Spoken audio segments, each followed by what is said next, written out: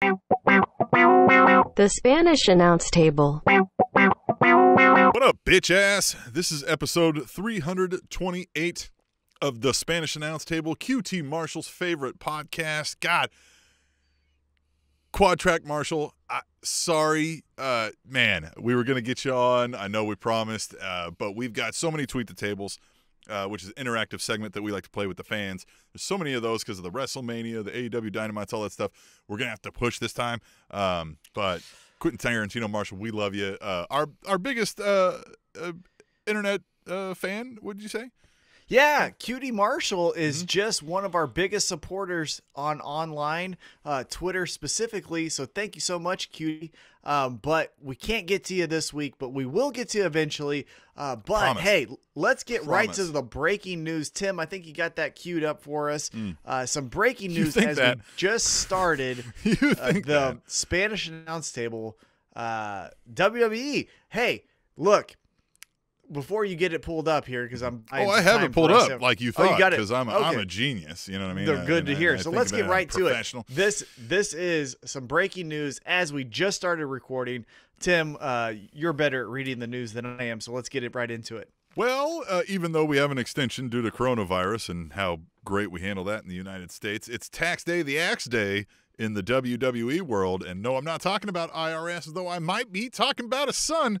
Bo Dallas is one of the names that is on the carousel of future endeavored list, Tom, right? Folks heading out the door. WWE's current list of superstars, right, that they're letting go. They do this every year after Mania, it seems like, usually nowadays. And it's Billie Kay, Ann Peyton Royce of the Iconics, Mickie James, Chelsea Green, Tucker, Kalisto, Wesley Blake, Bo Dallas, and the biggest name on the list, Samoa Joe. So, yeah, what do you think about this? You said Mojo, too. I think breaking Mojo news. was on there as well. That may be late breaking here, but No we'll fact get checks? confirmation. Yeah, we'll fact check that a little bit later. Maybe but that's that just is hope. maybe it is just hope. We'll get more confirmation on that here shortly. But that is the official list so far as of this recording. Tim, before I share my thoughts, what do you think about that? You know, we're getting these every year, it seems. Last year, I think we were a little more butthurt about it as a fan base because we were like, come on, dicks. Like, it's coronavirus, and McMahon had just been named to a council to get America back to work right around the same time. I don't know if you remember that going on. Yeah. Like, got named to a presidential council. And so we were a little upset. This year kind of makes sense. It feels weird that it does happen now, like right on tax day. It's like that's on purpose, right? Like, you're like, this ended on tax. This is tax day to tax day, and it's right after Mania, which I guess kind of makes sense. But as far as the individuals, Samoa Joe is the biggest name. That's interesting. We've got a lot to dig in there. The Iconics, I think, is a big whiff too. Man, how did they screw this up so repeatedly? The other names, you know what I mean? Mickie James, if she wants to wrestle, will always have her husband is one of the producers of NWA Power, Right. you know, and will probably be welcome any other, like probably not AEW. I don't know. I mean, AEW, I don't know her relationship with those folks, period. But like, I would imagine an Impact would take her, those kind of things. So if these people want to work, there's work. That's a great thing about all this wrestling that's out there now. There's places they will be able to go and be seen. Definitely not in the numbers of WWE, though. So that means a money loss for some of these folks, I imagine, huh? Yeah, so I think the biggest loss isn't Samoa Joe. I think the biggest loss is the Iconics. I thought that's a ready-made tag team for any division in any promotion, obviously in WWE or outside of WWE, AEW, Impact. You know, the list can go on. I think they are the two biggest losses from the roster because they were awesome. Obviously, they won the tag team championships over Sasha Banks and Bayley for a couple years ago at WrestleMania. So obviously, there's some stock you can put into them. I think with the news from AEW, kind of jumping over to that little bit of breaking news, Ivelisse getting released from AEW. She was part of the first ever tag team. Women's Tag Team World Cup or whatever that was called. Now you can insert the Iconics and now you can build a women's tag team division over in AEW. I think that's ready-made right there for you. Samoa Joe is the biggest name from a name standpoint. I think everyone knows more about Samoa Joe than anyone else from this list. Like I said, the Iconics as a duo is just as known, I think, but Samoa Joe as an individual talent is the biggest name on this list. However, I will point to you that Samoa Joe has been wrestling at a breakneck speed. It feels like since 2002, maybe 2003. I mean, he has iconic matches back to his Ring of Honor days, not even including, his classics with Kurt Angle in Impact Wrestling or TNA at the time. And then you just, culminate that into the WWE where he had matches with Roman Reigns and AJ Styles and all of this stuff. That's a lot of miles on the body. So I don't know necessarily if, well, 1 second here. Got my light turned off here. Oh, Tom lost light. So, oh my goodness. Look at him. He's just falling all over the place. But you're not wrong. I mean, Samoa Joe has been up and down the road. And then when he got to WWE, obviously he's had these concussion issues. So, we've got to deal with that. And it looks like he'd been sidelined. And you're right. He may be to a point where he's not able to get cleared. And then they probably don't want to pay for that level of a talent contract and probably wanted to rework a deal. I can only imagine this is like any kind of sports team. And then, he said, I'm not going to work for that little bit of money. I'm going to work for Corey Graves' money or whatever the hell they got going on. And then maybe that's where we're going. This is all speculation. We can't even fact check that, of course. So who knows? Yeah, so before my little technical mishap here, and I apologize about that, I think the Iconics is the biggest loss for WWE because I think you can take them to AEW or Impact Wrestling and say, we're going to build around this team. You can obviously build around those two individuals. Billy Kay and Peyton Royce have proven that they can either cut a promo by themselves or create a character by themselves and get over. Billy Kay did that awesome. Not awesome, but I thought it was really fun with the resume. Hey, check out what I can do for you. That was fun. It was comedy. It got over. Fun. Peyton Royce obviously cut that promo on Raw Talk that says, hey, give me my spot. I fucking need this. And if you also consider, she's married, I believe, to Shawn Spears over in AEW, so she already has an in with AEW. So I think that's just the natural progression. I imagine of where she we'll goes see them next. over there because, if not both of them, because I mean, again, they are. We say they're hurting for a women's division. They do have a decent workers, like they've got good workers. They've got some, and they needed to focus more time on it. Albeit, I will say this: American crowds will still have an issue connecting to non-American. Workers, as good as they are, you know what I mean? Like, if for whatever, I think there's a language barrier issue that we just aren't taught enough to you know what I mean, to work with. Well, we're being stupid idiots as far as Americans. But I tell you what, you put Britt Baker and Rebel versus the Iconics, and I'm watching that 10 times out of 10. Yeah. That's just 10 times out of 9 even. Yeah, that is just ready for AEW Dynamite main event for whatever episode you want. So I honestly think they're the biggest loss. I might even watch that over the Cutie Marshall match. Hey, don't you talk bad about our best friend, Cutie Marshall. Quick Trip Marshall is here to stay, and we will talk about him in just a little bit because he looked like an angry bowler on AEW Dynamite, but we'll get to that in a second. But where I see on Twitter a lot of this late-breaking news where, hey, Samoa Joe needs to fight fill-in-the-blank wrestler at Ring of Honor or fill-in-the-blank wrestler at Impact or fill-in-the-blank wrestler at AEW. I just think, to be honest with you, hey, let's let this guy just chill. Maybe give him an executive position or a, type of backstage role where he can transition to not put so many miles on his body. I know that everyone wants Samoa Joe versus your favorite Ring of Honor talent or Samoa Joe versus Orange Cassidy in AEW or whatever that is. I'm just saying with Samoa Joe specifically, let's just chill. Samoa Joe and Miro would be a fun. Oh, Samoa Joe and Kenny Omega would be great. Samoa Joe and Hangman Adam Page, if you put Samoa Joe as a heel, that would be great. I just think maybe let's just put him in an ice bath for a couple months, see how he feels, and then we'll get back to him. But the Iconics, as soon as that whatever time period that they can't compete is done, get them right into a tag division in AEW. That's where I think their natural progression is. Yeah, I really don't know what we're gonna do without Tucker. I really am. I'm lost on that one. And Chelsea Green and Kalisto and Well, so Chelsea Green married to, or I believe engaged to, Matt Cardona. Matt Cardona has a good working relationship with Impact. Chelsea Green really made her name in Impact Wrestling as the bride left at the altar, and then she went nuts. I think she could go right back into that role. She has some real character chops as far as putting herself over. So I think going back to Impact, hanging out with her fiance or husband, again, we don't fact check here. I think that's what she should be doing next. But again, I don't know contracts. Yeah, I have no clue. So and Kalisto, he could go to AAA, have him and Andrade just take over the world down there in Mexico. That's that would Lucha be great. House Party, right? That's two of the three, or that's one of the three members. But Kalisto and Andrade, I think the next AAA Mania would be a headliner every single year. Well, then I suppose that's the big breaking news. So we should probably transition into a fun Wednesday evening event because NXT moved to Tuesday. Look, we've got WrestleMania to talk about. We're going to cover that. Wrestling is changing. Wrestling is changing, right? We've got all these folks fired. Oh my goodness. Going who knows where.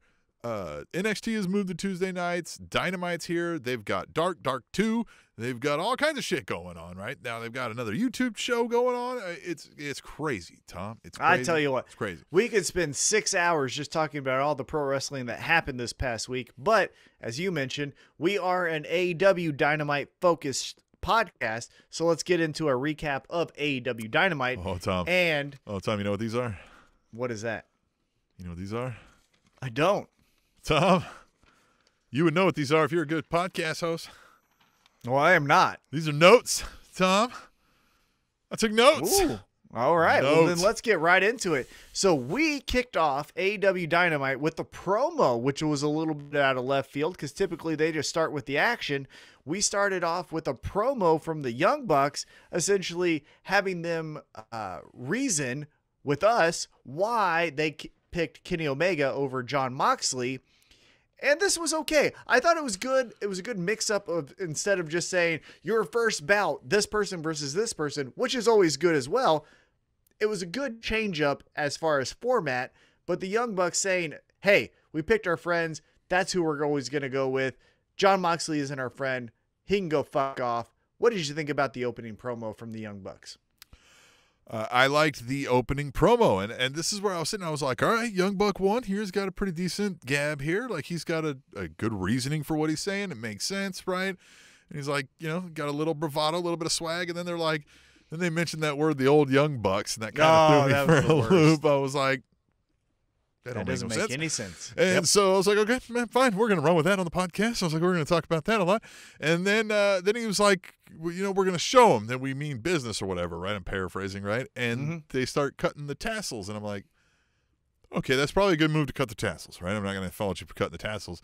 But then it became evident as we move on into, the match that you're going to talk about here. But, like, that was what they meant, was they're just cutting the tassels off.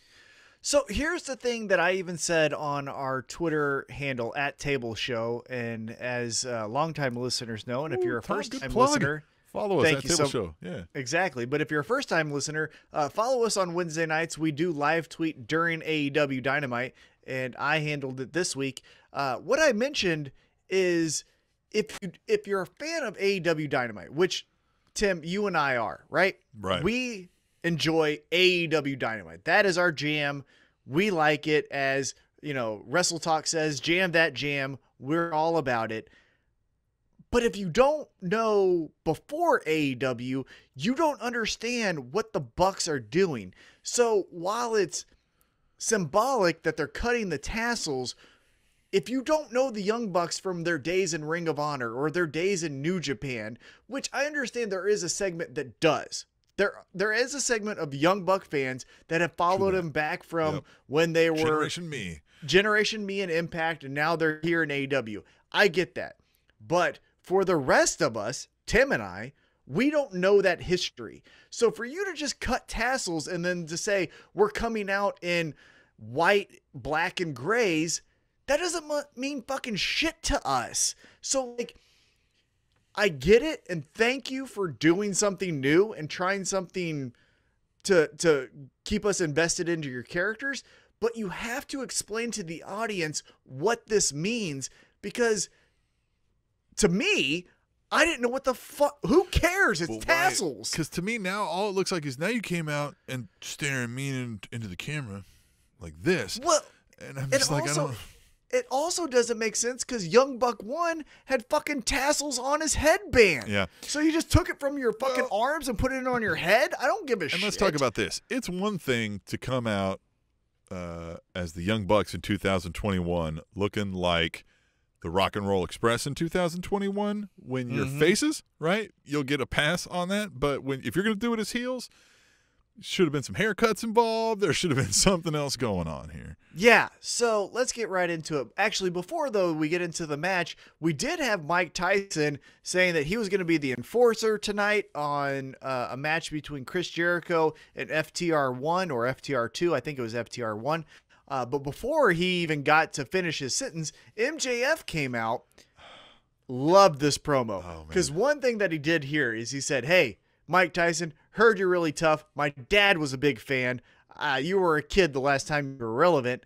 And hey, tonight in this main event, why don't this little $100 bill, I believe it was, why don't this help you kind of sway your feelings towards us? And Mike Tyson, to his credit, was like, fuck that. Hey, no, I'm impartial. If you get out of line, I'm kicking your ass. And if they get out of line, I'm kicking their ass. Mike Tyson all night exceeded my expectations. Mike Tyson didn't flub his lines. He didn't say something stupid. He was believable in some of the stuff. You know what I mean? Mike Tyson did a solid B performance. You know what I mean? I feel like he did good. And I honestly think of all the appearances he's made, even more high-profiled ones like at WrestleMania 14, this was his best one. This one he seemed to be the most invested in. WrestleMania 14, I can give him a little bit of some slack there because that is a big moment, right? You're the main event of a WrestleMania at 1998 when everyone's looking at you because Stone Cold is about to take over the world. That can be overwhelming, even if you are Mike Tyson, the baddest man on the planet, especially in 98. 2021 Mike Tyson seemed like, hey, I have some experience doing this. I've done some movies as well. I know what they expect from me, so I'm going to deliver. And I thought he did really well job, obviously, from this promo.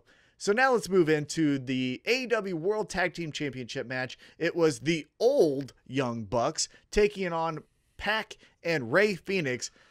This was a fun one. I know you have some opinions here. Before you get to yours, though, I will say, 20-minute pay-per-view quality match. The Young Bucks end up winning, but Tim, what did you think? Yeah, I mean, there's fun spots in their matches, right? But there's just so much of, if I'm going to compare this to, and again, maybe a bit unfair of a comparison to do the opening match of Dynamite to a main event of WrestleMania, right? But if we're going to talk about, there was a triple threat because there's this many people in the ring, right? Edge, Roman Reigns, Daniel Bryan were a lot slower and were a lot less athletically awe-inspiring, but told a much more enthralling, captivating story. There are matches that we're going to talk about coming up in AEW Dynamite that I don't think people will say that I'm about to say had a more captivating, enthralling story than this here, because there's just a lot of hand-holding. There's a lot of flipping and jumping. There's a lot of quick, nope, you thought I was ahead. Nope, I ducked. I've got you. And there's just not there's just no story to it. There's not. So that's too much. Yeah, so that's where I'm going to agree with you. And this is where you might catch a theme, at least with me throughout this podcast episode, is the story didn't have me intrigued enough to know or to consider that there might be a different ending. So, for example, what I'm saying here is if you're going to start the show with the Young Bucks are going back to their roots, then I know as a grizzled young veteran of pro wrestling, viewership. Soon to be reckoned. All right, never. I know that they're going to win. So if you do a 20-minute match, I'm never going to consider that Pac and Rey Fenix are going to win this match. So I don't, to your point, all the crazy moves are fun and great.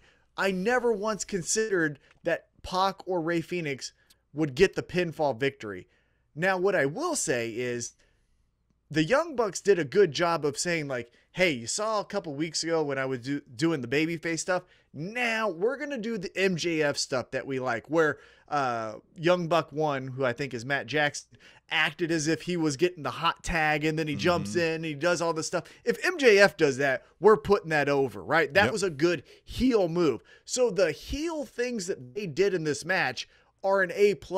But to go 20 minutes when you just told me at the start of the show, we're going back to our roots, I'm not intrigued. Yeah. And yes, the heel move of ripping off the mask was sudden and quick, and that was one of the coolest things they did. But yes, like there's so many, and I'm going to go through, you know, when we're going through this, I'm going to point out the other matches with people that, again, you wouldn't think I would say had a better match here, because again, these guys are very athletic. They were all jumping around all over the ring. But when you're doing that, here's where you lose the believability is Young Buck 1 is going to run to the top rope, and he's going to do a triple spinning over his ball sack plancha dive, right? I think that's the thing. Yeah. And Pac's going to take it, right? But how they set that up was he gave, you know, Pac the "How's your father" real quick before he went to climb up there. Well, Pac stood up a little too early, and now he's got to stand there for 10, 15 seconds and wait for this fucking move that barely fucking clips him. Whereas later in a match, when these two old people are outside the ring, he wallops one of them with a blunt object. It's believable the guy lays on the ground for 20 seconds. You know what I mean? Like, that's where the storytelling is lost in this style of match, and that's why I was not interested until he did the crazy storytelling aspect of ripping off his mask and throwing it and being like, eat it. What are you going to do about it? I'm fucking smarter than you. That was it. That was the only moment of that match that had any storytelling to me. Other than, like you said, there was a few heel moves in there that I did kind of forget about with that. Right. But. Well, yeah. And so that the part of the match that I enjoyed was that, hey, the Young Bucks are now fully invested into this evil, you know, heel type persona. So that was the story advancement for their character. Pac and Rey Fenix didn't have any story advancements. They were just trying to win the tag team championships. But because there was no apex or no, you know, mountaintop type of moment where this match meant so much, I knew that the Young Bucks were going to win. Now, if you're a more, you know, newer viewer to pro wrestling, maybe you thought a couple of those false finishes, Rey Fenix or Pac was going to win. But if you're listening to this podcast, you've watched pro wrestling long enough to know that the Young Bucks were going to win. And as great as a match as it was with the moves and all of that, we could have cut this shorter and had the Young Bucks do all those heel things, like the, you know, heel hot tag. And then when he spiked Rey Fenix on his head and said, like, that motherfucker just hit his head. I'm paraphrasing here. Or Rey Fenix gets his mask taken off. We could have done that in 10 minutes. We didn't need the 20 minutes. So as good of a match as it was, I was uninvested because I knew the Bucks were going to win. So anyhow, let's move on. After this, I got so excited. Tim, oh my God, I almost called you and said, are you fucking ready? Are you fucking ready, Tim? Because backstage, we had Alex Marvez with the Dark Order and Hangman Adam Page. And Alex Marvez says, hey, Hangman, you're the #1 contender. And Hangman just completely sidesteps that question, goes right into guns and poses. Isn't this cool? Look at that guy. And leaves the interview. Oh, Tim, we're starting it. Yeah. We're starting it, slick Tim. Move. And I like it. He's like, yeah, he's going to go get Southwestern egg rolls, which was a nice touch. Yeah. Well, I like that he asked him the question too, and he like took a big old drink to pause, right? And he like saved some time. Yeah, that was good stuff. And then, God, guns and poses, doing his his training. Oh gosh. You know, we have been hot and cold on the Dark Order for a few weeks, right? Early on, pre the tragedy, we didn't know really what they were going through. Now, post tragedy, they've kind of leaned into being the fun dorks. And this was just perfect for what their characters are. Just look at him. He's getting better. Yeah, I'm getting better. But where I got so excited was we've already planted the seeds with Hangman becoming who he needs to be to overtake Kenny Omega. I hope. Again, fingers crossed here. Fingers crossed here. But I was so excited that we have pulled the trigger. Again, AEW does nuance better than any promotion right now in pro wrestling. And so we've started it. And I am so excited to see where this goes. Because this wasn't Hangman saying, I am the number one contender. Kenny Omega, 1980s promo style. I'm coming after you. It was, hey, I gotta go. And where does that lead us? I am on this train. Take me to whatever pay-per-view you want to have this payoff for. I am all in. Cannot wait. I'm excited. Cannot wait. All right. So we'll pause on that for right now. You said you can't wait. Yeah, I cannot wait. We got to wait. Unfortunately, time is a human construct. Unfortunately, I have to wait till next Wednesday to see where this advances. But after that, we had Marvez again talking in a backstage promo, this time with the Inner Circle and Mike Tyson. And then this is where Mike Tyson said, hey, Chris Jericho, like, we're cool now. This happened before the Jericho Harwood? I thought this was after that. No, this was the backstage interview where Jericho's like, I'm ready for the match. And Mike Tyson said, hey. Right. Yeah, right. You're not above me blasting you with this right hand. Yep. Again, I like here's this. Tyson doing a good job here. Jericho selling a good finally just like, hey, so I just called him. Like, hey, fuck it. Right? Like, we don't necessarily like each other, but listen, I understand. You're a badass. Like, I need some help. So. Well, yeah, it was Jericho saying, hey, I realize the shortcomings I have. I'm starting to make amends with those people. One of the first people that came to mind was this guy right here, Mike Tyson. And to Mike Tyson's credit, he said, thank you so much, but don't act like your phone call is going to make me impartial towards you. I'm going to call it right down the middle. So if you or any of your buddies get out of line, you can catch 5 across your lip with this right hand. So I like that. It was Mike Tyson saying, might not ever wake up from that. Right. Still to this day. I'll put your dick in the dirt with this right hand. You won't fuck around with it. You might forget your wife's name. Mike Tyson hits you. You know what I'm saying? So then after that, we get back into in-ring action. This is where we got Red Velvet taking on Jade Cargill. Jade Cargill. Yeah. Let me just go on a quick monologue here before I get your opinion. Jade Cargill is so fucking captivating. I don't know what it is. I can't tell you why I'm so intrigued, but when you say Jade Cargill is going to be an in-ring action, I'm going to watch it.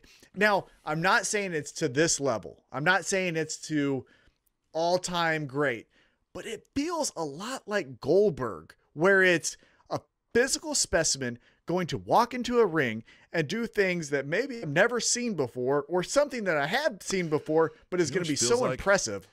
Do you remember American Gladiators? That's what she feels like when she hits that stage, and you're just like, geez, she just outsizes everybody, even the men in the room. Like, you're just like, it's the size is impressive, and we've seen women with size before in pro wrestling. Sure. Nicole Bass, but she also has a swagger and a charisma of like the coolest person in the room too. And that's the part where I'm intrigued. Is the size is just like a Chyna from, the Attitude Era in WWE. But that swagger of and then I'm going to steal your man because I can. And it's like, well, fuck. Yeah, she's a force to be reckoned with as she gets better, and she's only gotten better every time. We've seen her both with promos, both with in-ring action. And this match, Tom, was a better, more compelling, more captivating story than the Young Bucks versus the Death Triangle. 100% agree. Yep. This and there's is where more. I'll tell you more matches tonight that also fit that description, but this is the first one. But this is the story where we're getting a blow off between a babyface in Red Velvet and an upstart heel in Jade Cargill. And where do we go? The story is intriguing because I don't know where it's going to go.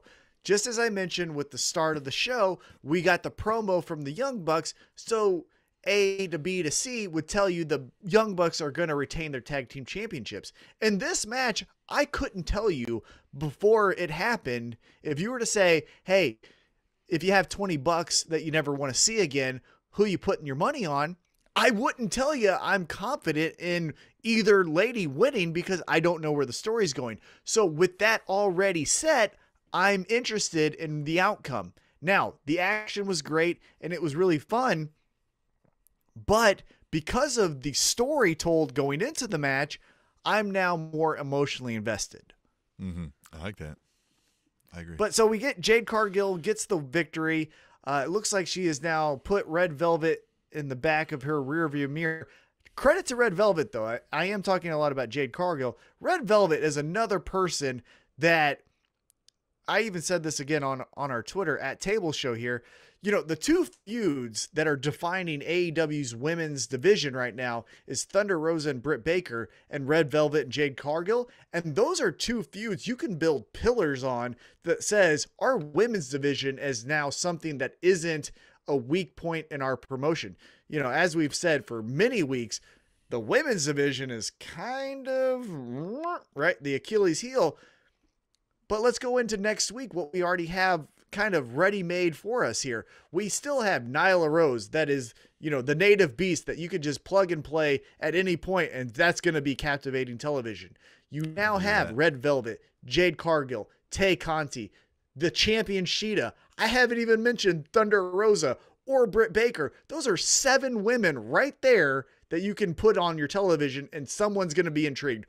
Or, to be honest with you, a lot of people are intrigued. It's like the cast of Glow. I mean, that's...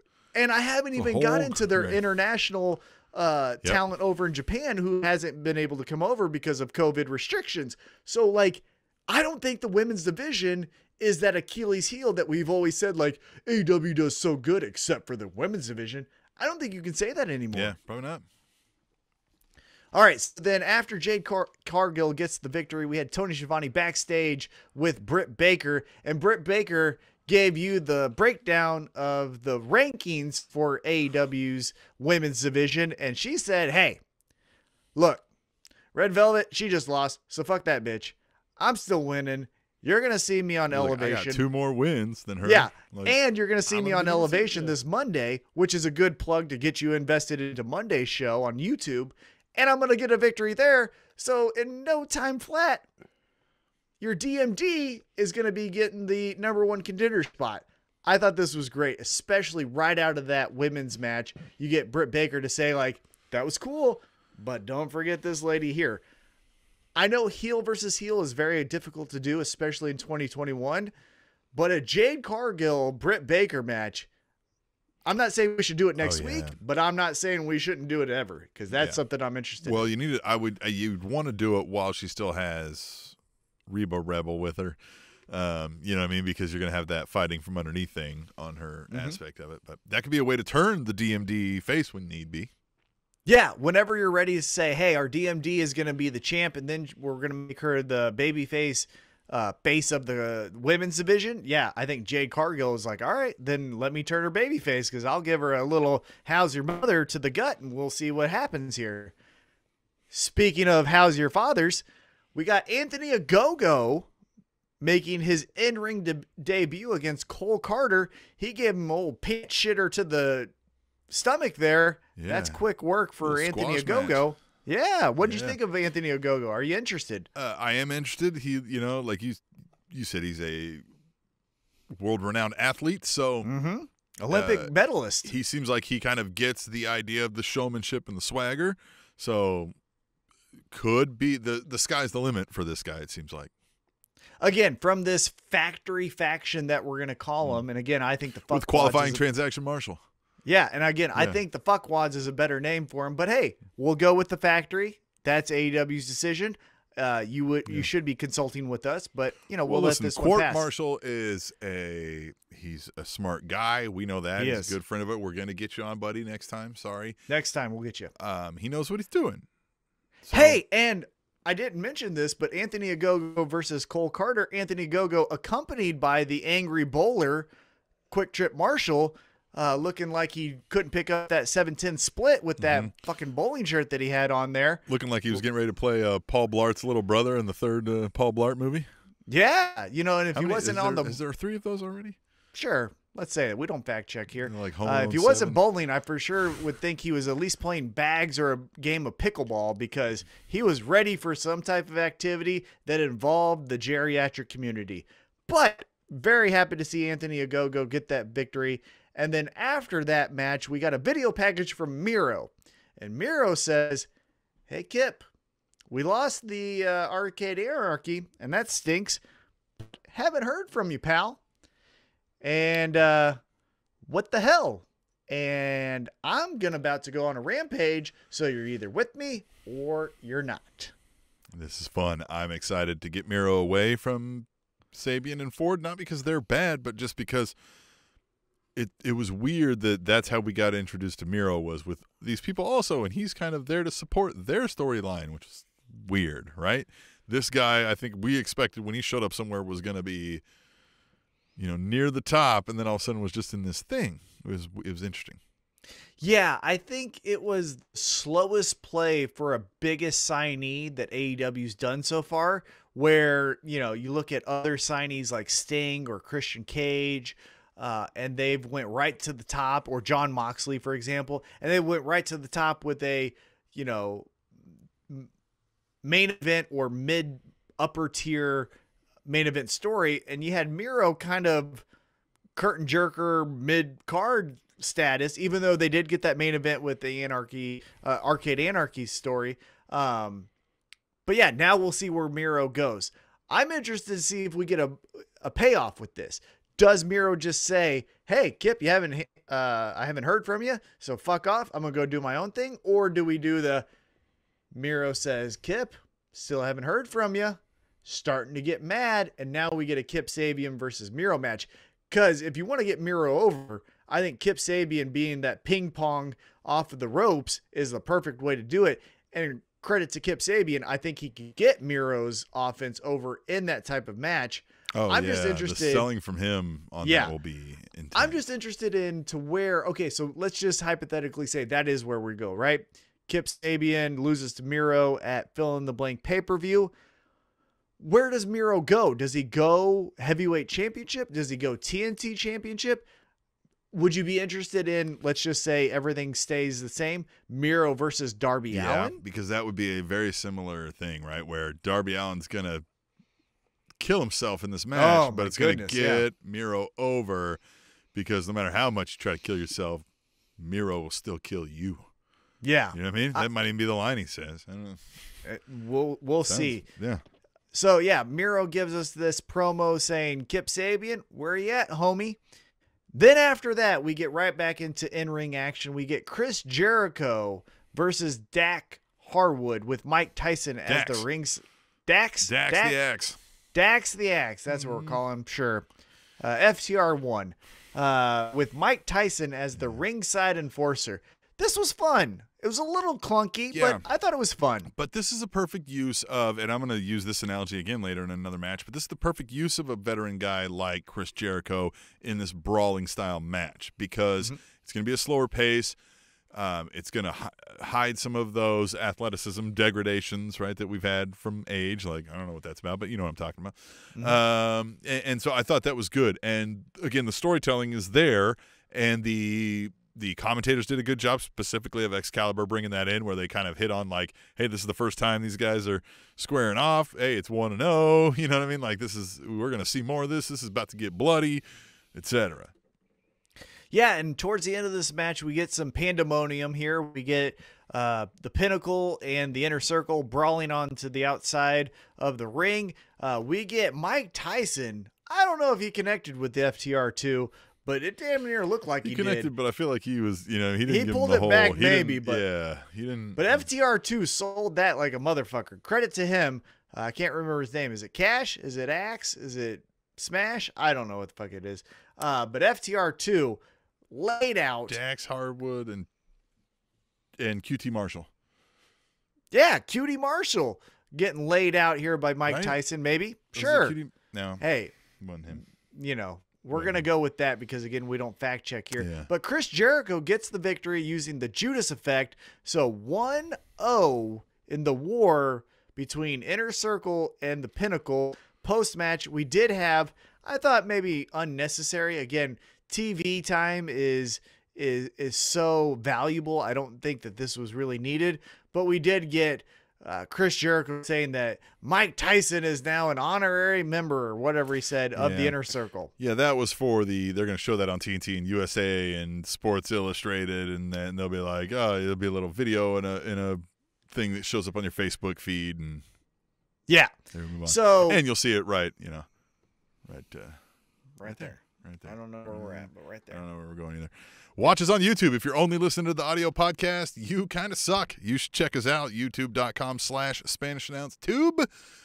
And by the way, if you guys want to support the show, we've got many ways. We've got some merch up. You can go to SpanishAnnounceTable.net. You can buy some merch on there with the shop link. You can donate via PayPal. There's a link up there also. A big way you can support us is by subscribing on the YouTube. Even if you don't really want to watch the YouTube, if you're a podcast listener, it'll help us big time if you subscribe, like a few of the videos, leave a comment here or there. Like that helps us on the algorithm thing. That's going to be a big help as well. If you just play it in the background while you lay down and go take shit, I don't care. All of that helps lay us, down and take a shit. Yeah. I mean, don't you that's do that? That's a weird one. Don't you do that? I don't lay down when I shit, but maybe I will now. Well, but with the 3 seashells, you've got to, I don't want to look. This is a kids listen to this, so just that's a big way to help us. So check that out, and then you could have seen what we were pointing at, right? Because if you only hear us, you're missing part of our beauty, and it's a lot of beauty.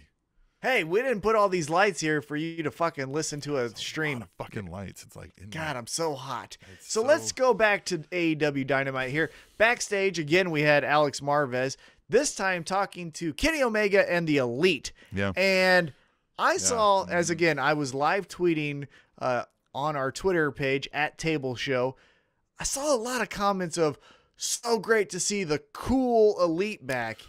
And what in the fuck was this? Yeah, let me talk about this. Okay, so they're doing the right things, right? They're kind of.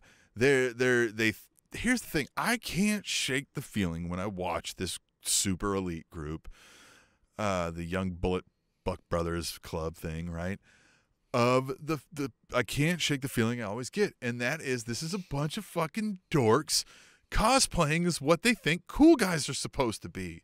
Mm-hmm. And the only one that I like out of all this is Don Callis, and I'm going to give him massive credit for the Callis kick. I'm a fan of the Callis kick. Well, that looked like sweet shin music. Yeah, that didn't look like he got. Yeah, it didn't look like he got Callis anything. is kicking you? He's kicking you below the belt, brother. Well, yeah, he ain't getting above that belt line because I don't think his leg can get that high. Don Callis, man, you ain't got to kick you that high. He pays people to do that. I agree with you. This was unchecked nerds thinking that they were cool. This is when, if they're in any other promotion, namely WWE, they're looking at this segment and we're like, we're not fucking airing this. Let's redo the tape.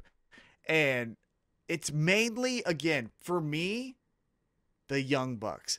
I get what we're trying to do here. If we're in kayfabe land, right? Air quotes kayfabe. And again, if you're watching it on YouTube, you're seeing me do the air quotes here. That they weren't supposed to be liked. However, there's cool heat. And when I say cool heat, I'm thinking of the Young Bucks friend over in WWE, Kevin Owens. Kevin Owens can do that promo and come across being a guy that I might want to be a friend, but I also fucking hate. There's another guy in their promotion that could do that promo, and I kind of fucking hate, but also think I might want to be their friend, and his name is MJF. And MJF does it better than any of these fucking guys, so leave that shit to him. You guys just be traditional heels, in my opinion, because what you're doing is just cringeworthy. You're the king of cringe. And let me try to explain it in a logical flow, right? The Young Bucks in kayfabe land are successful because of their style of wrestling, right? We know they're small dudes, and they're going to go get their ass kicked if they're not. Bounce, flip, damn, where are they going? Oh, my God, I don't see where they're coming from. Super kick, oh, my God, right? So then when you turn heel, nobody's suddenly intimidated by you looking like you're flexing and bowing up, because that was never what anybody was ever intimidated by. If you did that, I'm going to fucking put, you know what I mean? Like, I can't. Yeah. It's got to stop. I don't buy it. Yeah, you got to either go chicken shit heel with what you're doing with these guys as heels, but if you're going to do the cool heat, as I'm calling it, you're not doing it better than MJF, who's in your own promotion, so you got to find a different angle. You could leave them wishy-washy to where, like, we don't think they're, like, torn anymore, but, like, they try to act like they're still like, no, we're doing things for the right things, but they're sleazy and they're Don Callis like, right? That'd be a little more different than the whole, like, instead of just like do the, well, we just bought in, it's our friend, what are you gonna do about it? Is fine, but like the like, what are you, well, you know, like flexing and bowing up on me, like with your receding hairline. And don't get me wrong, I mean, like, come on, I may be sharing that with you, but like, that's not even it. It's just that, you know, the void that they're trying to fill is already filled by the Pinnacle. The Pinnacle is doing what they're trying to do, but in my opinion, they're doing it better. You know, you have FTR. Yeah. That is a more, like, to you, like what you said, in kayfabe land, FTR is going to puff out their chest and say, like, you think you can fucking beat us? That's more like, believable than the Young Bucks. You take whatever you need. Yeah, the FTR, you could be like, God damn it, you assholes. All right, I'm going to fight you. I might lose, but I'm going to fight you. When the Young Bucks puff out their chest, you're like, fucking dork? Okay, let's do this. Fucking, I'm not, what? All right. It's a fucking 5 across your lip. Like, I'm not afraid of you. So I just think what we're doing with the super elite or whatever we're fucking calling them, you guys got to start taking a different angle, because you have the Pinnacle, and I know the Pinnacle's consumed with the Inner Circle, but eventually that storyline is going to end, and I'm assuming that we're going to keep the Pinnacle post that feud. And so you're having two things. It's essentially like in WWE when I said, what's the fucking difference between The Miz and Dolph Ziggler? Absolutely fucking nothing. Well, if you're going to continue the super elite doing what they're doing, what's the difference between the super elite and the Pinnacle? Absolutely fucking nothing. And again, in my opinion, and again, this is our podcast, so we can say what we want, but the Pinnacle's doing it, or is going to do it better. The Pinnacle's doing it so much better that if we were grading on a curve, they would be the ones that you like lop off at the top, so it doesn't like make everybody else look bad. Yeah, I totally agree. You know so let's get right back. They're way better. Yeah. So let's get back into our AEW recap, because again, we got so much to talk about. WrestleMania recap coming up here soon. And again, Cutie Marshall, very sorry we couldn't get to you this episode. We'll definitely try to get to you next week. But we had quality Thunder. Time Marshall. God, yeah, I feel so bad. So do I. But let's get right back into it. So we had a Thunder Rosa video package where she wants both the AEW Championship and the NWA Women's Championship. Boss bitch. I felt like that was very interesting. It wasn't just, I'm zeroing in on you, I'm zeroing in on both of you. Yeah. What did you think of that? Well, that's always a good solid claim if you can sound believable when you're saying it, of like, look, I'm the best. I think you guys know I'm the best, but people want to act like they can doubt it. Well, I'm going to remove all doubt, because I'm going to show you I'm not only taking this thing, I'm also taking that thing. And then there's nothing. There's no argument, because I've got both the things. I've got both the things. You know what I mean? That's what. Well, and so where I thought this was interesting is earlier in the show, as we mentioned, Britt Baker was talking about the rankings. She did mention Thunder Rosa. In this promo from Thunder Rosa, no mention of Britt Baker. So maybe Thunder Rosa's trying to say, hey, that's in the past. I'm trying to get after, Serena Deeb or whoever it is. Speaking of women's action, after that promo, we get right into the alien, Kris Statlander, taking on Amber Nova. This was essentially a squash match, but it was good to see the alien with their best friends hanging out on AEW Dynamite. Yeah, and she's another one that's got, I wouldn't say as much as like Jade Cargill, but she's got some charisma about her that, the fans are, for what, you know what I mean? Like, even if you can't identify it, like when she walks in, the crowd's like, yeah, this is fun. She's right? weird. Yeah, right. She's weird. Yeah. She has that thing, right? Everyone that's interesting has something to them. No one is saying like, you know what's an interesting story? I woke up, I went to work, I ate dinner, and I went to bed. I did my podcast. No one fucking cares. Yeah. No one fucking cares about that. Nobody listens to this shitty show. Apparently, that's what Cutie Marshall said. That's what he said. So let's get right back into it. After Kris Statlander gets the victory, we had Dasha talking to Team Taz, and then Team Taz says, hey, we're going to get our fucking answer from Christian Cage. But before we do, Brian Cage not coming out.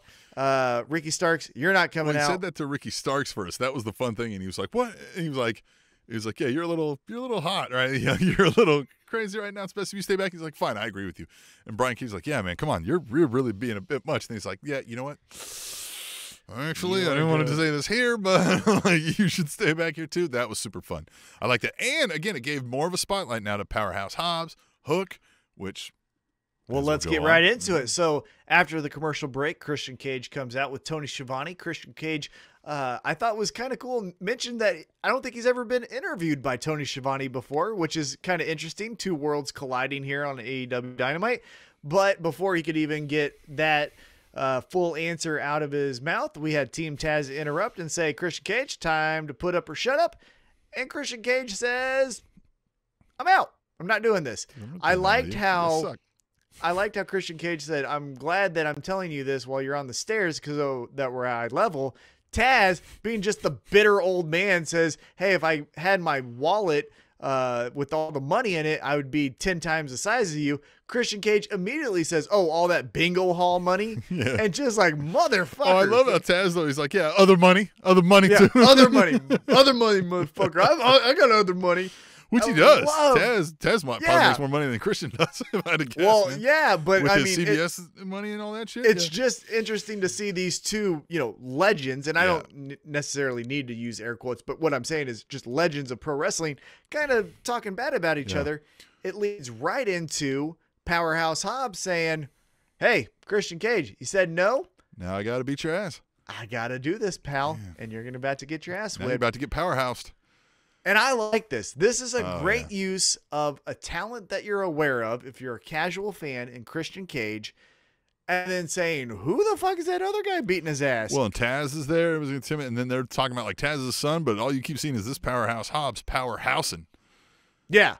Thought it was great. I thought this was the perfect use of the dude's instead face. of Just what's that? Squishing his face on the steps. Oh, yeah. It was not. It was not a very comfortable beating, if that can even be a term here. It was very like uncomfortable violence where there was moments where, all right, like I get we're pro wrestling here, but do you really have a beef with Christian Cage? Because you're doing things to him right now that I don't know was in the script, but I kind of like it, Powerhouse Hobbs. So next week, supposed to rip his nipple off? Was that? Did you guys cover that in the back? Did you go over that? I don't know. But next week, we're getting Powerhouse Hobbs versus Christian Cage. This is where I think it's going to be interesting to say where we go. If Christian just gets an easy squash-like match out of Powerhouse Hobbs, well, then we didn't do much. But if Powerhouse Hobbs can win by disqualification, now we got something I wonder if this isn't part of a little bit of real life comes to the storylines where Christian Cage is helping these guys with Team Taz backstage, work a little bit, going over some storytelling stuff, and they're going to put on a decent match here, but I bet Christian Cage still goes over. And we'll see. Unless there's like a schmoz finish and they, they give him the old "How's your father?" Show them where the states are. That's where I think we got some interest if we want to go down that road is does Brian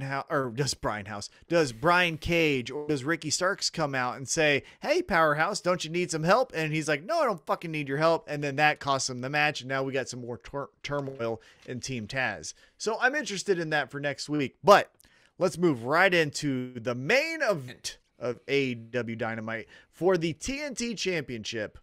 We've got champion Darby Allin taking on Matt Hardy. This was a fucking match, Tim. I tell you what. Was also a more captivating and more enthralling story than the Young Bucks versus fucking Death Triangle. Ray Phoenix. Yeah. Yep. And I got 4 reasons as to why this was a damn good match, right? All right, let's hear it. So a guy like Matt Hardy, with his career and his accolades, is always going to be believable in that, like, contending for the mid-card title, right? That's the floor for a guy, you know what I mean? Like Matt Hardy. As I said with Jericho, this more brawling style thing fits it perfectly, right? Like, we're not seeing Matt Hardy trying to run the ropes, you know what I mean? Like, chase Darby Allin doing a bunch of behind the back, nut grab things, right? Doing all of that. It helps then, because it's that brawling style match, the hardcore match, it then helps build the toughness credibility of the person that veteran's helping, which here was Darby Allin. And as they did with the Dax Harwood, This is not rando, right? They've got somebody who's kind of up and coming. You know what I mean? This cred's going to go to good use. This seems like somebody they're going to keep spotlighting. It's not going to be Sean Spears gets a, or not Sean Spears, Scorpio Sky gets a brass ring, and then, oops, we forgot about that. So I liked a lot of this. Yeah. Well, let's go right down into that moment here where we get some pandemonium where the Dark Order tries to fend off the Matt Hardy family office or whatever we're calling them. Sting also comes out. Sting starts to take two members, I believe, of both Private Party and is going to do a Scorpion Death Drop. We get Scorpio Sky and Ethan Page coming out to say, oh, this is right where we're going to take out Sting. And Lance Archer walks out and says, hey, Sting, you about got fucked up, but guess who's your pal? Me. This guy who has two thumbs and just saved your ass. Me. And he gives a finisher to one of the Private Party guys, and Sting looks perplexed like, huh? And then we leave with that. What do you think about that little storyline? So I liked it. However, it was a bit distracting as it became a circus for the match because the match is still going on. Here's where I think a piece of advice to wrestling folks is that this doesn't always have to happen out here in the ring, out here in the arena area. This could have been, you've got a hardcore match where we know going into this, when we're booking this match, there's going to be some rest holds, right? There's going to be some down spots. Cut to the picture-in-picture camera. You've got Private Party watching on the monitor, and they're like, F this, let's go kick this 8th grader's ass. And as they start to walk off, Daddy Darby's emerging from the shadows there, Sting, right? And he's like, yeah, I'm about to give him the how's your father. And then Lance Archer shows up, and he's like, I got it. And he gives them, shows them where the 50 states are. And then we cut back right into the, you know what I mean? They're getting back up, ready to go back into the action in the ring. I agree. I think, because Matt Hardy and Darby Allin were running around everywhere, it was a little distracting of like, okay, but now I'm supposed to pay attention to in the ring, even though the match is, stage left or wherever it was. Right now, yeah. Matt Hardy's even like yelling as he's trying to do a move. He's like, fuck you, Sting. Like, I get you. Yeah. But the finish comes with Darby Allin doing a coffin drop through the announce table. First time, I believe, off the top of my head, that the announce table has been used in AEW. Next time needs to be the Spanish announce table. AEW, I know you're listening. Cutie Marshall, send that up to Tony Khan. Yeah, look, we'll cut a good deal on royalties. We will easily cut a good deal on royalties. Just give us an interview with, one of your guys. Could be Cutie Marshall, could be Eddie Kingston. Who knows? But Darby Allin retains his TNT championship. I thought this was a good building block for Darby Allin. This was another, hey, I've got another foe in the rearview mirror. Who's next? I'm ready for whoever it is. Because Matt Hardy did have a good storyline with Darby Allin, kind of trying to take him out, and Darby Allin was able to overcome. And that's how we ended AEW Dynamite. So, Tim, what did you think overall as the episode happened? Good. I thought there was lots of good storytelling in here. Even with the Young Bucks stuff we don't like, I mean, they're attempting to tell story here. So I liked the majority of the show. I don't think there was anything that I was really like, this was bad. I wish they would have done a whole lot different.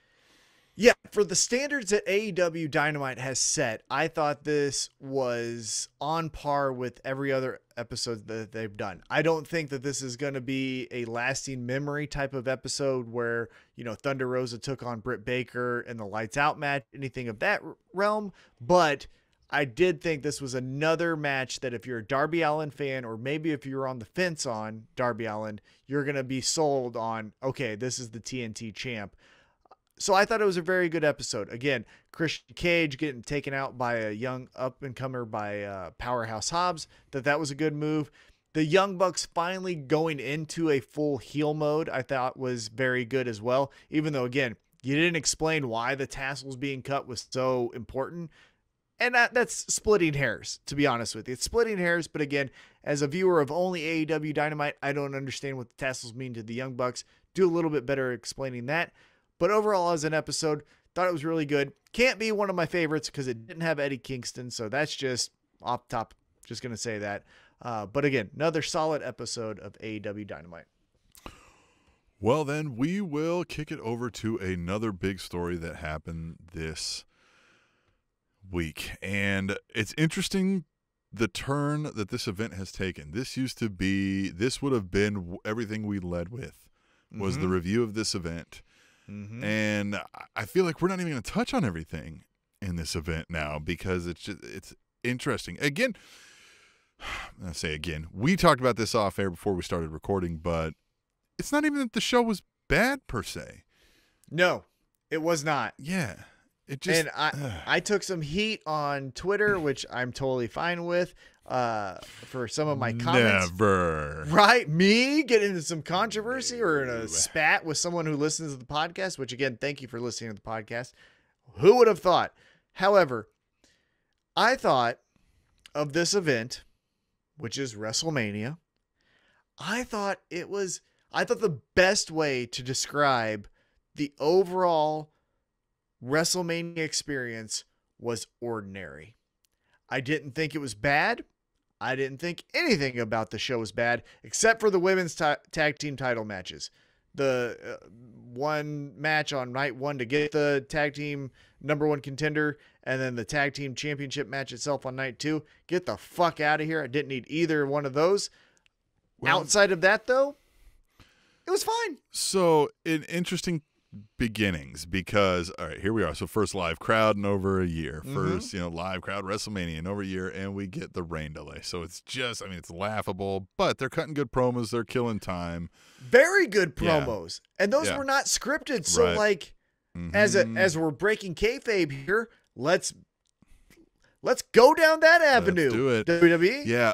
And then we move right into what you said. If Bobby Lashley and Drew McIntyre kicks off the show, then Drew McIntyre wins, and you were wrong on that. I was totally wrong on it. I did not expect that.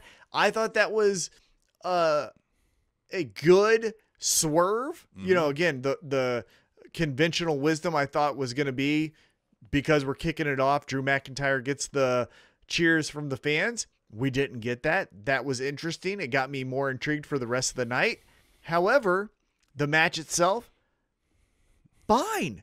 It was not bad. Nothing was like, oh, did you remember the spot where they messed up here, or the, storyline, irregularity here? None of that. I feel like, too, that it was a good call on the finish, because it's a unique way to have McIntyre lose clean in that Bobby Lashley beat him, but he didn't give up. You know what I mean? He still lost, but he didn't necessarily get pinned. But it was just that, like, Bobby Lashley's so massive when he gets that hurt lock on, and so powerful, it doesn't matter who you are. This could be his Hogan Slam, right? As he's they could turn something as simple as breaking a full Nelson into a anxious event. Well, and, if you follow the storyline. It's a full Nelson, right? Like, that's all it is. Yeah. Well, and if you follow the storyline of Bobby Lashley, the way he got over way back in his first run is he broke the master lock from Chris Masters, full circle. Bobby Lashley now has the full Nelson, which he's calling the Hurt Lock, and Drew McIntyre at WrestleMania Backlash, which is just the laziest fucking name of all time. Dude, we're calling it WrestleMania Backlash. You know why? Backlash. Why wouldn't we do? So you they know can why? Market the name WrestleMania again. Yes. Another month? So that if you're on the Peacock Network and you don't really follow WWE, but you see WrestleMania again and you're familiar with that Backlash name, you're gonna see what happens. It's again the lowest common denominator for your marketing. But that point aside, we'll get to that in a couple weeks. I think though with this now, because let's fast forward to Monday Night Raw. Drew McIntyre wins a triple threat to then become the #1 contender to face Bobby Lashley at WrestleMania Backlash. This has to be an I Quit match, right? The thing has to be Bobby Lashley beat Drew McIntyre, but he didn't really beat him because Drew didn't quit. So you have to make him say quit to then have the blow off to this feud, right? I mean, isn't that where you think this is going to go? That would make sense. I like that. Yeah. Again, a fine match at WrestleMania. Kudos to them.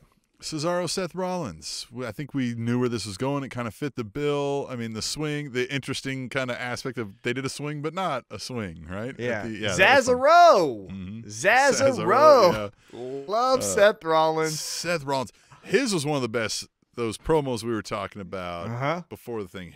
If he's going to start calling people by the wrong, because he was like, Mike, it's Mike, right? And he's like, it's Kevin. He's like, Kevin, yes. And then when he got mad, he went back to Mike. He was like, Mike. Yeah. Mike. He's like, it's Kevin.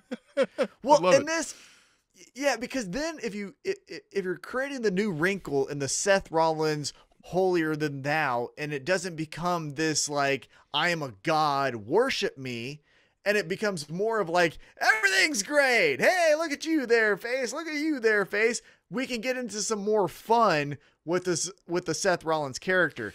Yeah, that's remember where when he was with the Authority, but yet like he's dancing with the New Day, like when he had that little like comedic tinge to that character, right? Then he could be like, "No, stop it!" Right? Like kind of shit back in. Like I like that. Seth yeah, Rollins. And I think that's where we can go because again, that holier than thou. Here are my disciples, or disciple in the case of whoever that guy was, nameless face who didn't get released. But here we are. I am Seth Rollins. Da da da da da.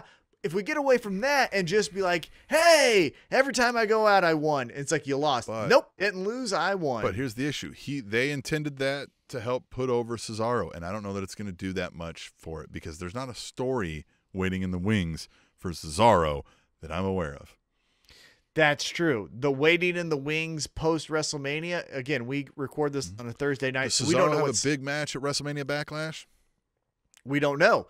You know, Smackdown might tell us that tomorrow night. Again, we're recording this on a Thursday night, so we shall see. But as of this recording, yes, Cesaro got a nice victory, but what's the lead? Because again, we've seen this before, especially from Cesaro. He wins the Andre the Giant Battle Royal, whatever it's called, and he gets Paul Heyman, and that leads to fucking nothing. So take two. Let's hope something happens here. Exceeding my expectations in the next match was Braun Strowman defeating Shane McMahon in a steel cage match. Come on. What? This sucked. Well, my expectations were very, very low. So, I mean, it kind of exceeded my expectations in that, like, it was a neat wrinkle where he, you know, just, fuck it, I'll rip the thing off and pull your ass back in here. You're fine. It was fine. Again, ordinary. This felt like if you did this at any pay-per-view other than WrestleMania, I think what they did was they hit the mark that WWE really wanted them to do. People tuning in for the first time on the Peacock or the casual people who don't ever view, that match was like, Jesus Christ, look at this big monster pulling the Shane McMahon. I know who that is. Ripping him through the cage, and okay, you know. Hey, can we talk about this real quick? Yeah. How many times does Shane McMahon have to... Nope, can't talk about it. Well, hold on. Here you go. Well, I'm going to talk about it anyhow. Okay. All right. How many times does Shane McMahon have to risk his life for Vince McMahon's approval? How many times do you think that is? A lot. Probably it's at least 7 times a year. Are we going to do at least 10 more WrestleManias where Shane has to jump off of something? At least. That's the under. Good night. I think we need to go into that storyline. That's the interesting storyline of Shane McMahon is, hey, father, do you see what I do for your company? I took on Braun Strowman in a cage match. I took on Undertaker at Hell in the Cell. I took on Kevin Owens in a Hell in the Cell. And you still don't appreciate me?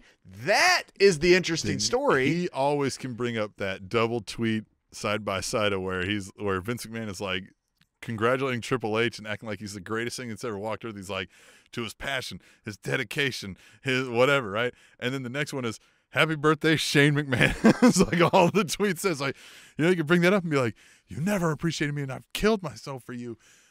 Yeah. That's the interesting story. Yeah. We're not going to tell it, but that's the interesting story. Vince doesn't want to be on TV much anymore, I don't think. I think nowadays he only goes on when he's on. Yeah, it could be between Stephanie and Triple H. Yeah. He could say, like, you guys stole this out from under me. And you know what I mean? Like, I still kill myself for you guys. Why don't you love me? Yeah. Right? That's all it could be. There it is. Why don't you love me? I think that's a show title. Why don't you love me? All right. What happened after that? This great WrestleMania that we had. Oh, Bianca Belair and Sasha Banks. Tom? Hey, again, I am not saying that this was a bad match. In the slightest. They did very well. But much like how I said about the Young Bucks versus Death Triangle, when you give me no expectations leading to the match, I don't really give a fuck. And in this case, I didn't really give a fuck. And for what the history it was that was made at WrestleMania with 2 African-American women main eventing a WrestleMania, I am all for that. I am 100% everything you need there, I'm with you.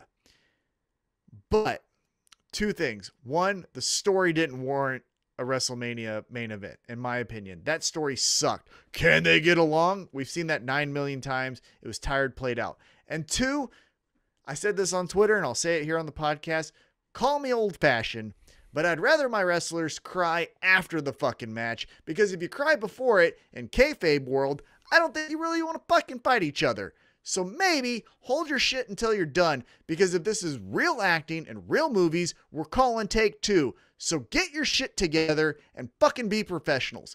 Again, the match was fine. Everything was cool. I'm not shitting on the in-ring action, but get your shit together. Stop fucking crying and expecting me to be applauding. I don't give a fuck. Sasha Banks and Bianca Belair want to fight each other over a championship.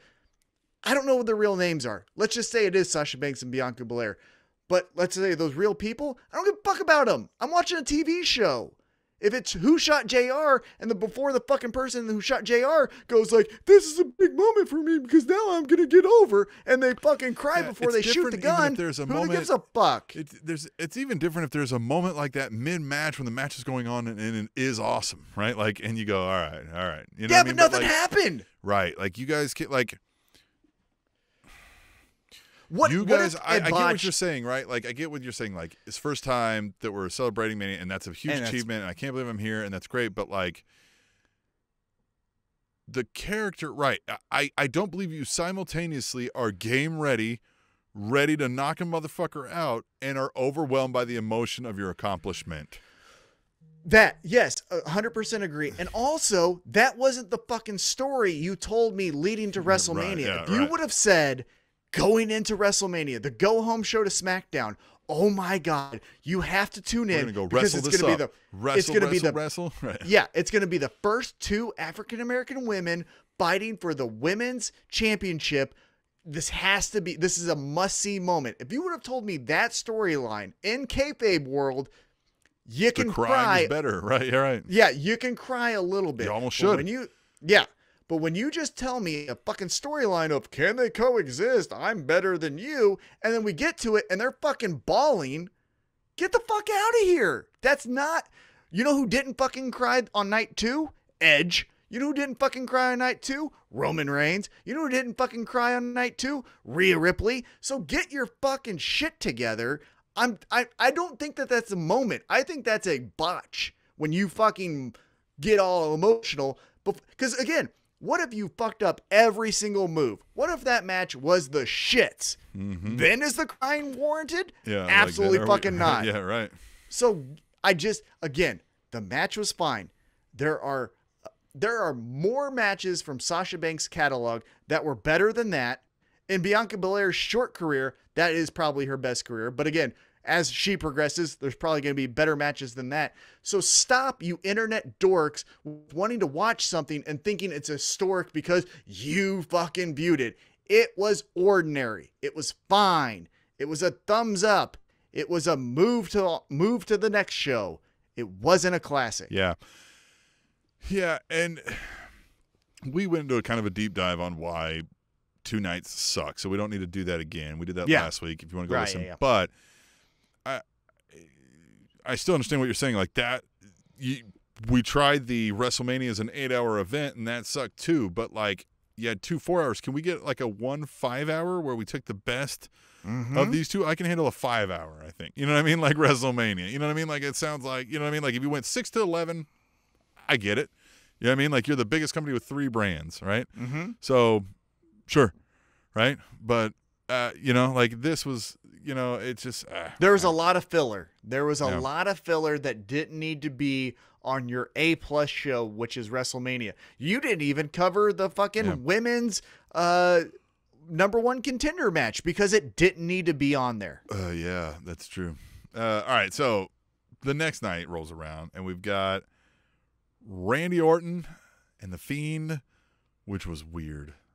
A box-like structure, as Michael Cole described it. Maybe they can't say Jack in the Box. It's probably...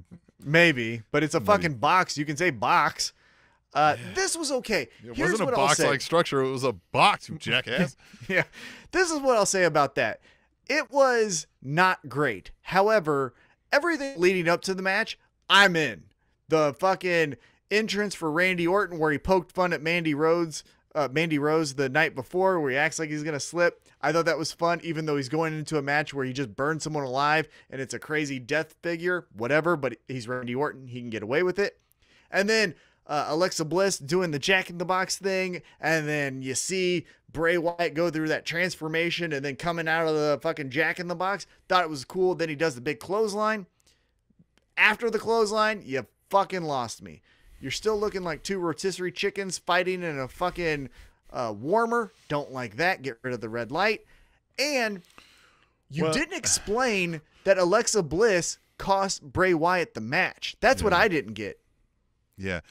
Well, and I like that. I had been wondering too, as I said, is Bray Wyatt not actually here? And so I was trying to like measure, is this actually Bray Wyatt? And then I was like, well, maybe if they got the red lights, right? And then I saw online, like everybody was saying, that was Bo Dallas, that was Bo Dallas. Well, they just fired Bo Dallas, so I don't know if that was really him or not. This Fiend thing has gotten out of hand. And here's what's going on is we like the character, and I'd say we even like the iterations that he's taken it. But they have gone too far, too rapid succession with no real stories in the interim. Like the same story has led us down 3 or 4 different iterations of the Fiend, and it's just weird now. Like I can't keep track of it all. Well, and with this match specifically, what my biggest beef is Alexa Bliss's mascara is running from her fucking forehead or whatever the fuck you want to say that is, right? And okay, so Bray Wyatt is captivated by what is happening to Alexa Bliss, but that still doesn't, to me as a viewer, when I watched it in real time, I didn't understand that was Alexa Bliss turning her back on the Fiend. Right. Well, yeah, that's what I mean. Like at one point it just looked like something was happening to her. Now on Raw, she kind of explains that. But not the night of, and that's why you got the boos, because after she does the mascara, the black stuff from her face or whatever it was, and then Bray Wyatt takes one RKO and loses, well, whatever, right? Time purposes, I'm actually okay with it. But again, one RKO, Christian kicked out of more, but whatever. Bray Wyatt loses. That's then where you should have had Bray Wyatt looking to Alexa Bliss saying like, what is going on? What is happening? Hands on the head. Oh my God, I'm lost. Nope. We just said that segment's over and that's why you get booed. That's why it's shit. If you would have had the payoff of Alexa Bliss in the ring, give Sister Abigail to Bray Wyatt and then leave, okay. But you just did some half-ass nonsense and said, forget about it, move on. Speaking of not understanding and not having a plan really and not catching when the iron's hot, the tag team championships for the women's were on the line. Shayna Baszler and Nia Jax versus Natty and Tamina. And you finally are getting a reaction for Natty and Tamina. The crowd is finally behind them. And we still just decided to go on with the Nia Jax, Shayna Baszler nothingness of a tag team title. Well, and Tim, I think as I'm checking my watch here, I think they're still wrestling. That match was so fucking long. Yeah, it was a long match. Of a nothing story. What in the God bless it was that? Like that was just that they not did needed. not like after having sat through the fatal 4-way and then that match and then seeing the crowd be behind him and to not have a title change, like what? None of that was for anything. Yeah, it was just filler, and I did not like it. Kevin Owens and Sami Zayn and the Logan Paul. And the Logan Paul actually didn't do terrible here, right? Took a spot. Was good. This was all fit well. I like this. Yeah, I thought this was a fine match. This was your celebrity, hey, we got someone famous. Check it out. Good in-ring action between two guys that can always give you a great match. Thought this did its job. Again, as I mentioned about kind of the higher level view of WrestleMania, ordinary. Fine. There you go. Move on, you know? Well, we got a U.S. title match, Sheamus and Riddle, and the match was intense. Those guys went at it. There was a couple spots at the end where they were just gassed. Looked like well, they couldn't, I you know actually thought outside of, the main event that we'll get to here in a couple moments, this was the best match. Yeah. You take like my second match, if I were to rank them, this is the best match of WrestleMania behind the triple threat with Roman Edge and Daniel Bryan. That finish where he does the backflip into the kick, thought it was good. But again, as I mentioned with Sasha and Bianca Belair, there was no fucking story told into it, so I didn't care who won. Here's the thing. Let me just real quick before we move on. Here's the thing that I'm the most mad about with WWE is they need to stop relying on their talent to bail them out of shit fucking stories. Mm-hmm. The talent needs to almost sandbag to where it's like, you know what? You told a fucking shit match. I'm going to give you a shit match. I'm not saying they should do that because obviously they'd probably get fired. But what I'm saying is WWE just goes, we're going to give you a D- fucking story. But the night of a pay-per-view, these two talents who want to do this more than anything in their life are going to just kill their fucking bodies for you, and you're going to like it, and that's going to get you to the next night to view. And it never fucking does. This is such a abusive relationship that our viewers have with WWE that we need to fucking cut it out because there's no fucking payoff with these cocksucking writers. Or whoever it is, Vince, whoever. They just fucking suck. Speaking of no payoffs, we got a Nigerian drum fight that didn't involve a drum. What in the... Where... It's almost like they forgot that they made this a stipulation, and then we're like, shit, somebody go buy drums. And they were like, we could only find 3 drums. And they're like, are you fucking serious? And they're like, yeah, and we've got to return them. They're rentals. And they're like, God damn it. Nobody hit the drums. This was actually a story going into WrestleMania that I was somewhat interested in because I wanted to see the I'm from Tampa, this is my roots. I'm from Nigeria, that is my roots.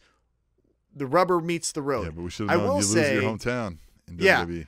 Oh, of course you do. That's as sure as the sun comes out in July. If you work in WWE, you're gonna lose in your hometown. I thought though before the match started, this was the best representation of what Big E should be. Wale performing, the big entrance, the pomp and circumstance of just him walking out when he got into the ring and people were excited. That's the fucking guy that we've been waiting for. Now, hopefully some dumb shit in WWE identified that and we get, a SmackDown maybe title run or title contender against Roman Reigns. But that was my moment for Big E, was just the entrance, Wale, music, everything. But the match...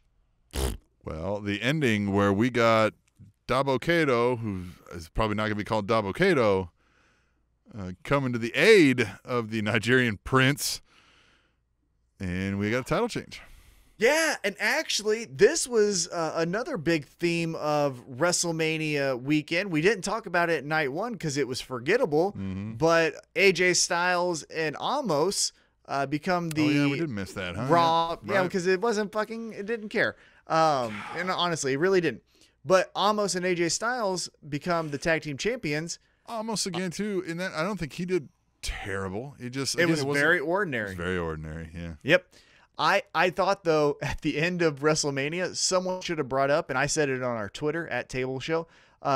Giants hate the New Day. Yeah, they do. Like what they the really fuck do.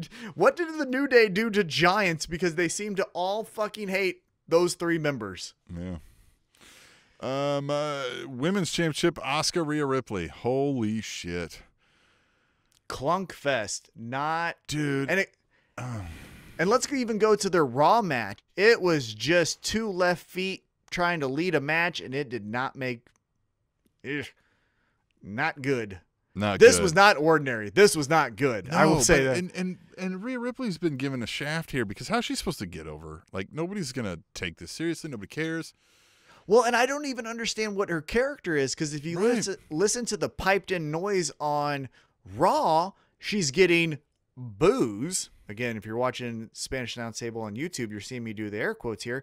But she's getting boos. But let's just quickly mention on NXT when they moved to Tuesday nights, it's her, Raquel Gonzalez, and Bianca Belair, and we're getting cheers. So if you're telling me a 50-50 story with the character, guess what? I don't care about either things. So get the fuck on. And that's kind of how I feel with Rhea Ripley. You're not telling me a story here. Yeah. So shoo. Get out of here.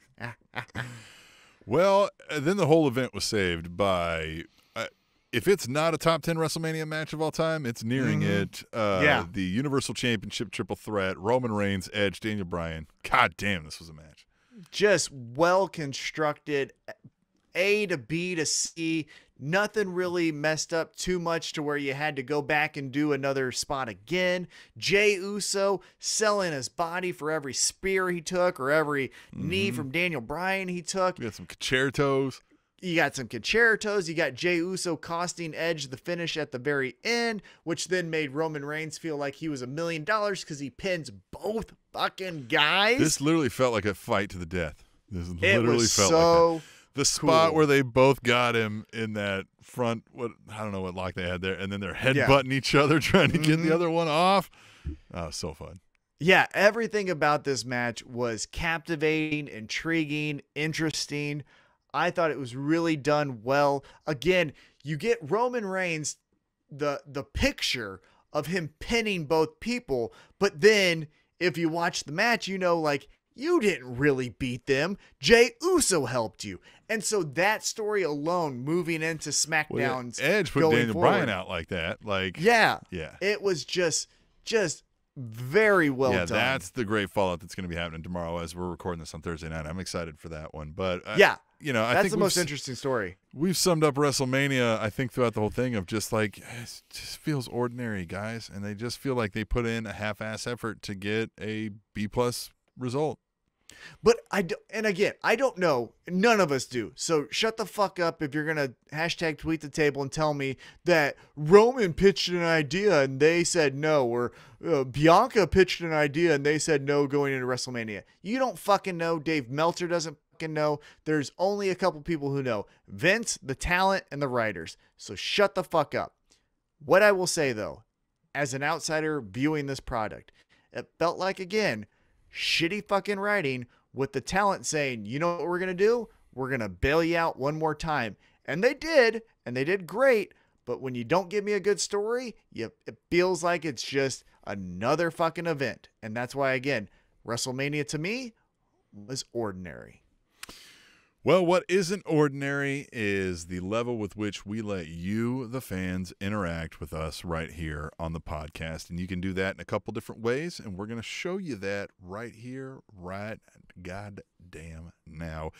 Hashtag Tweet the Table is the first way. On Twitter, use hashtag Tweet the Table. We are at Table Show.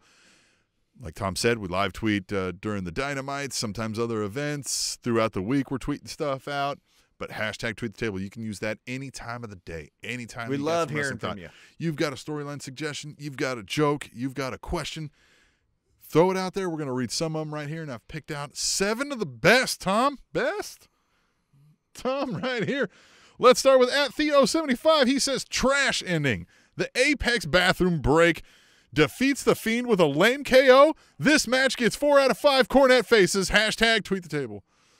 Ooh, I like that. Are we saying the bad end of matches are cornet faces? I would guess, yeah, the more cornet faces you get is how mad you are at the match, right? I can get behind that. I like that. 4 out of 5 cornet faces is a really shitty. I would say if it had a better payoff, you couldn't go that high, but because of the whole segment itself, I'm okay with that.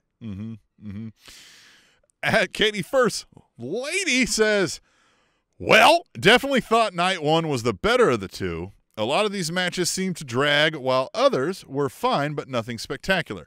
Title matches, for the most part, were the right outcome, and the fact that the next one is Mania Backlash means rematches. Hashtag Tweet the Table. I don't know. I think I like night 2 better. I like night 2 better. Yeah. I like. We didn't even talk about the Bad Bunny either. That guy did all right. Oh, he did missed a whole lot on night 1. Yeah, he did well. Look, it was a very predictable ending. It was a very predictable story. Yeah. That's why we forgot it. He did better than I thought he was going to do based on how he was like just walking around the ring and acting tough on Raws, right, leading into Mania. Actually, share with us your tweet that you told me and kind of the sentiment of celebrities exceeding our expectations. If the moves are so easy to be done by celebrities, then maybe the moves. Yeah, right. What'd you say there? It was something to the effect of like, if the moves are so easy to be done by celebrities, maybe the moves shouldn't be what dictates a good fucking match. Yeah, I don't remember the exact, but I think I don't know who tweeted that out, but yeah, that's it. Like using that like as our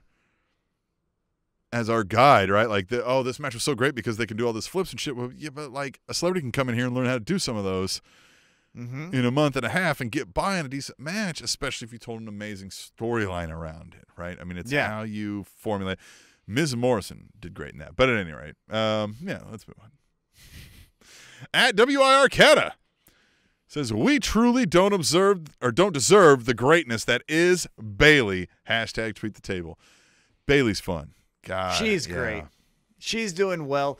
Early on in the first iteration of Spanish Announce Table, you would see me in a I'm a Hugger t-shirt. I bought in hook, line, and sinker on NXT Bayley. I thought she was great, fun, and a breath of fresh air. All of the, taglines you want to put with her. Thought it was great. She is doing even better as a heel, looking like every Karen you've met at a Walmart, walking around with every week she progresses more and more to Vicky Guerrero. I am not going to be shocked in 2 months' time or SummerSlam if she starts coming out saying, excuse me, because she moves closer and closer to that line each time, and that is a compliment. I want you to know that. That is me giving her a compliment of just the heel heat she gets of just being a Karen. I love Bayley. Her not having a match didn't even take away from any of that, right? Like she was fine in these spots, and I'm interested to see where this character goes. That's for sure. This one's gonna be fun. Speaking of some of the ladies, you discussed this match, the Bianca Belair, Sasha Banks main event, and you got into a little spout with somebody on Twitter, but he did use # tweet the table. So we got to read one of it right here. Yeah, he says, at Devil Vamp, he says, T-Mac, you are so fucking wrong. It's not even funny. # tweet the table. That match had passion, great timing, and anything better than the AEW women's division has ever put up. # table. Fuck you. Woo, well, coming in hot. I like that one. We should have named this # table. Fuck you.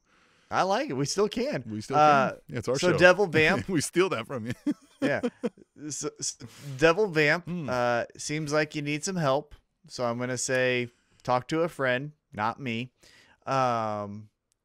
You're wrong. I agree with Tom, whereas I don't think this was an all-time great. I think this was a fine match. It was a good match. They did a really good job. They hit the marks they were going after. The story was shit, so I wasn't invested. Yeah, and this wasn't even the best match of 2021 from the women's division in any promotion. Britt Baker and Thunder Rosa was 10 times this match. That match was amazing. Way get better. Out of here. Yeah. Yeah. Get out of here. And that was a better story. That was a better story, right? We had all of the little markers that you could say that advanced this feud that gave us the payoff of a great match. So Devil Vamp, DX suck it. You're wrong.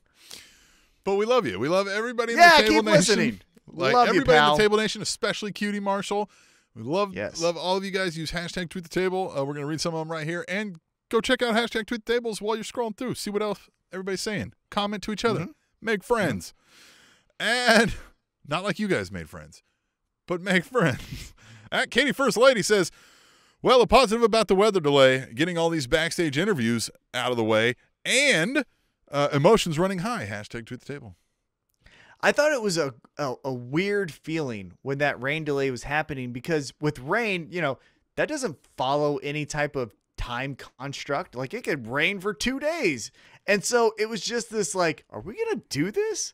Are we going to cancel WrestleMania? Yeah, and then the backstage promos made you like, okay, maybe we are, maybe we're not, maybe we are. Then you saw Michael Cole and Samoa Joe and their little ponchos, and so you thought, maybe we're not. But then they said, we're starting in 5 minutes, so maybe we are. I thought it was fun. They did a really good job of advancing on the fly. Yeah, especially for the first time ever. Yeah. At WIR Cata says, holy fuck, I'm so over Nia and Shayna as the tag champs. # tweet the table. So, Tom, I'm going to turn this to you. T-Mac story time. What would you do here? Split them? Do something with them? What are you going to do? Well, honestly, what I had thought about at WrestleMania after night 2 was done, I thought the coolest thing you could do, and it's not going to happen because as we kicked off this show, we had breaking news that these two were fired. But I thought what you could have done is at Smackdown, the Smackdown after WrestleMania, Nia Jax, Shayna Baszler say we've taken out everyone. No one can lace up our boots. All the heel type of taglines you have. You have Billy Kay walk out and say, "Hey, I think we could take you to the next level. Here's my resume." And they look at it and they're like, "This is your name, and this is Peyton Royce." And then they flip it over, and it's the resume of the Iconics. Peyton Royce then comes out. We get a tag match. The Iconics, the Iconics versus Nia Jax, Shayna Baszler. The Iconics take over and beat the champs. They become the champs. Oh my God! Everyone wanted it to be reunited. The Iconics are back, and then we run with them. Shayna and then Nia can then go with the match. Natty and fucking. Well, those two can't fucking talk. Sure, but they could have just transferred it on to somebody else in a couple of weeks. Course. Yeah. I would have reunited the Iconics to take the belts off of Nia and Shayna, then have Nia and Shayna do a match at fill in the blank Raw or pay-per-view, but you can't do it now, so I don't know what you do. Dissolve the fucking titles. Final one at Theo75 says, WWE just released some talented wrestlers like Samoa Joe, Mickie James, Billy Kay, etc. Yet they still keep the Apex bathroom break Randy Orton employed?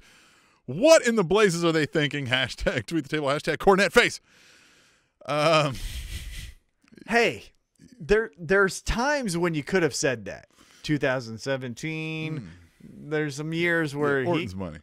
Yeah, but Orton right now is money. Well, I'm surprised if any long-term listeners and new listeners will detect this theme from our longtime buddy.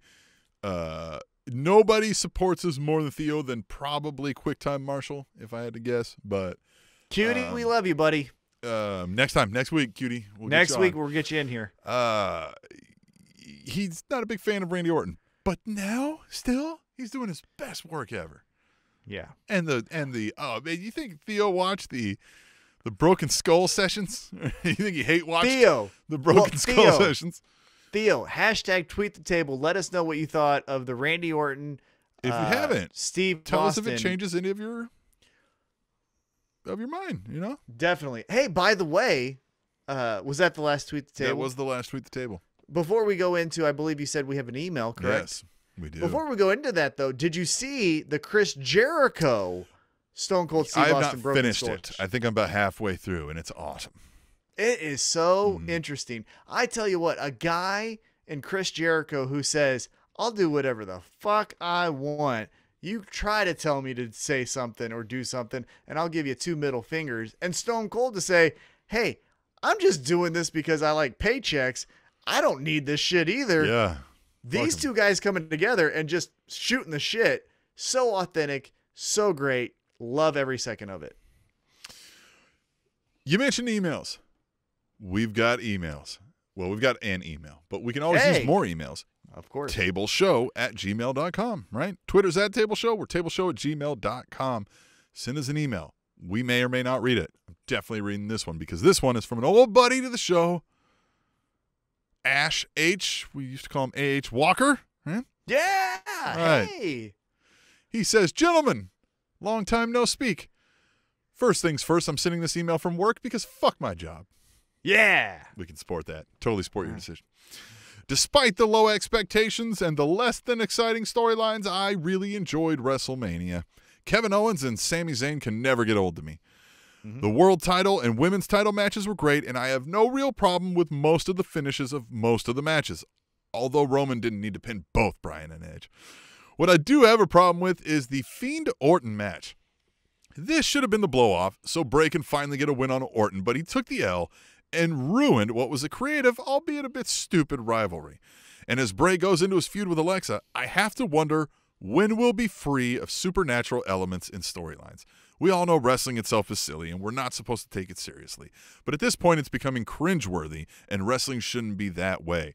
I know whatever Bray Wyatt does will be creative and will command attention, but I'm tired of wrestling becoming some bootleg paranormal activity bullshit.